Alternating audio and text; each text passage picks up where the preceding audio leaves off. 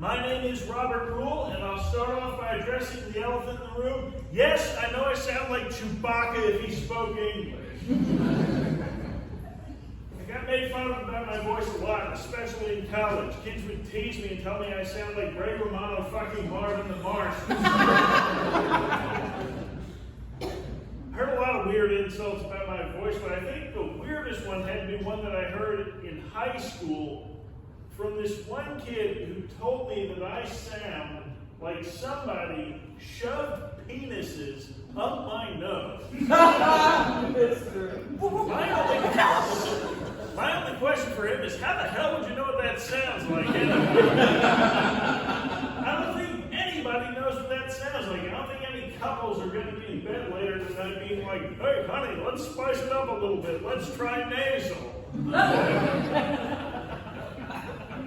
Nasal sex, what a concept. Sex with me is like a trip to Florida. It might not be great, but you'll remember it. And there'll be a lot of arguing about what exactly to do. I am seeing someone now. I got to quit Tinder, which is nice. I felt like some people on Tinder were kind of stupid. I would see some people who describe their lifestyles as off the grid. I'm like, yeah, I don't think you know what that means. There were other people on Tinder, mostly women, who would say that their interests included self-care. Just say that you like masturbating. So, believe it or not, I'm 34 and I've never been to a friend's wedding. I have, however, had to help a friend get through a divorce, and that's a lot more fun. Because when you have a friend who's getting married, you have to buy them a present. But when you have a friend who's getting divorced, they will pay you to help them get their ex's shit out of the apartment. Not married, I've never been married. I've also never been engaged. I feel like being engaged is just glorified procrastination. I'm getting married. Oh my God, congratulations. When's the wedding? Oh, not for at least a year. Oh my God, congratulations.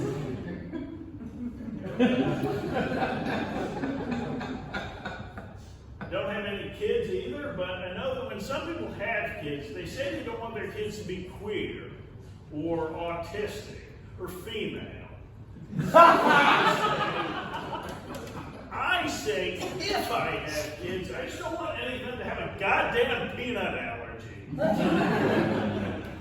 I can also tell you this, if I do have kids, they will not play Cowboys and Indians. I won't let that happen. They will not play Cowboys and Indians, they'll play Woke and Cancel. So, I live alone, I live in a studio apartment, and that means I don't have a lot of stuff. In fact, when I get broken into, intruders ask to talk to the manager. They're like, is this all there is? Don't you have the latest version of the iPad? Don't you have these jeans in a size 28? When I first got my studio, I had to buy a lot of stuff for my apartment. I bought a lot of my stuff from thrift stores, and I like the idea behind thrift stores, you know? A place where you can go to buy the things you need at affordable prices, and the things you buy at thrift stores are donated by people out of the goodness in their hearts. And people need things like coats and dinner plates, and apparently a VHS copy of the Ewoks Battle for Endor. My studio is my first place without roommates, and I fucking love it. It's great. I've had way too many roommates. I've even had a creepy roommate, which I know sounds weird, since I look like I use the internet to learn how to make bombs out of stuffed animals.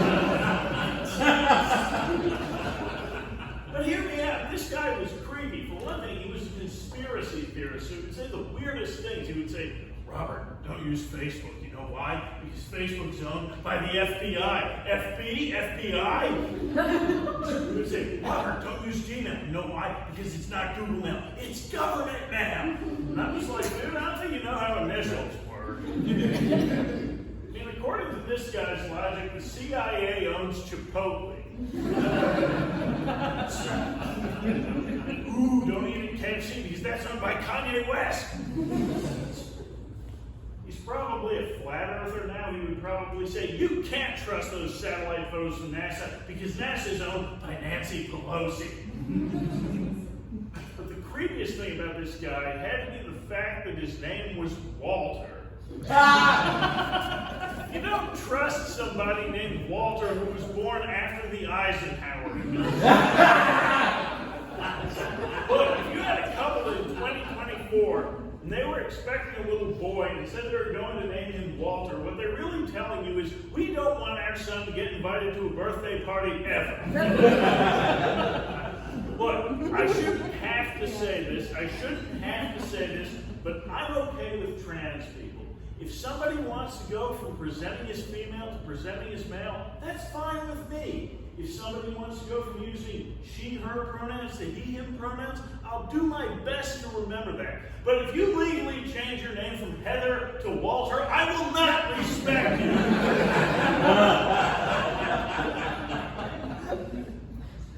So I recently learned a little bit about Facebook etiquette.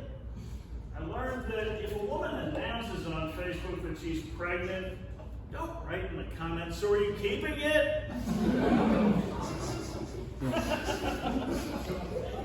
Don't care for older people on Facebook. I don't like the statuses that they post when they say things like, the 70s, when playing meant going outside, your neighbors were people you knew, and if you didn't eat what mom fixed for dinner, you didn't eat it all.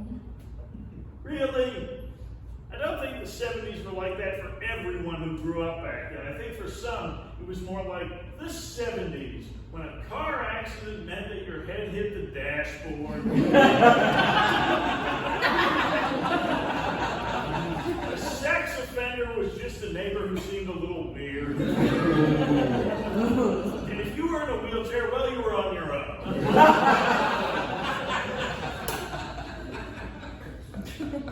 Speaking of car accidents, I was in one when I was 12, pretty bad, near fatal. Wasn't near fatal for the driver, though. He died. But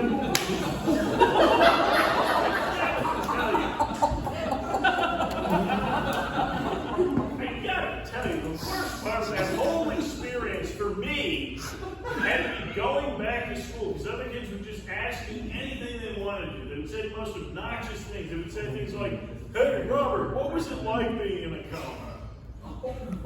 As if it were an exotic vacation. What was it like? I don't know, you idiot. I was unconscious. That's what makes it a coma. But I think the most obnoxious question I got was from this one girl who said to me, so Robert, when you were in a coma, did you lose weight? Yeah. Oh my God, I wish I could go into a coma. I wish you could too.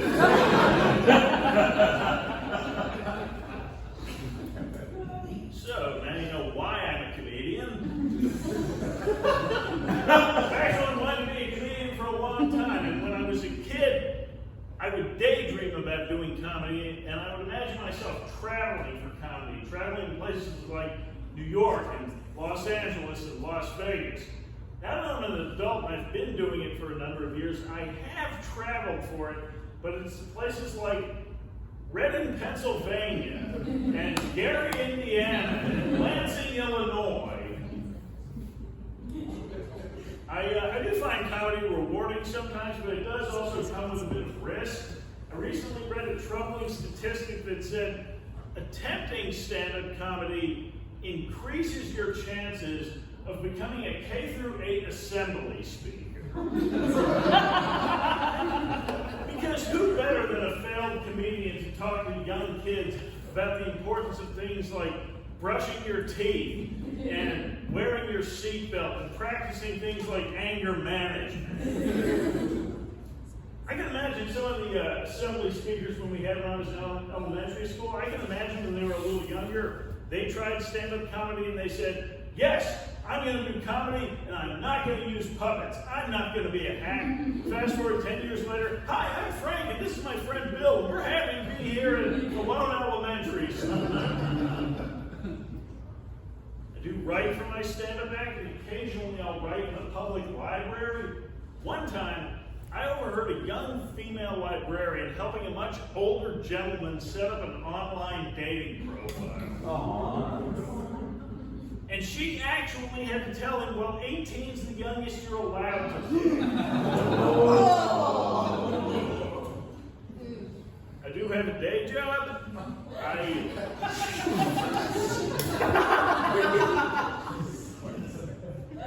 do have a day job, and I used to have a coworker who I thought would be better off if he were self-employed. For those of you who don't know, self-employed is a euphemism for argumentative prick. I have a religious coworker who's kind of weird. She won't say bad words, but she'll spell them. She'll come up to me and say, Robert, I'm sorry to be a pain in the ASS, but you have a mistake on your spreadsheet. Makes me wonder what it's like when she goes home to her husband and they decide to do dirty talk. You know, she's lying there, yes, honey, lick my P-U-S-S-Y, squeeze my T-I-T-T-I-E-S, give me all that D-I-C-K. And later when they're cuddling, if her husband says to her, oh, baby, you fuck so good, does she hit him and say, wash your mouth, massage my ASS? So, like I said, she's religious and I am not. Because I grew up in the Quaker religion, and let me tell you this, you wouldn't take religion seriously either if the religion you were raised in had a breakfast cereal in there. I'm not religious. To give you an idea of how not religious I am, I used to get Good Friday and Black Friday mixed up. Come on, it seems like an easy thing to do, you know? The day when a bunch of people are going around saying that their crust punk-looking friend isn't really dead, when he is dead, that's a dark day. There's some dark shit going on there. But the day when a bunch of adults who still say, me first, trample each other in a Walmart doorway, that's a good day.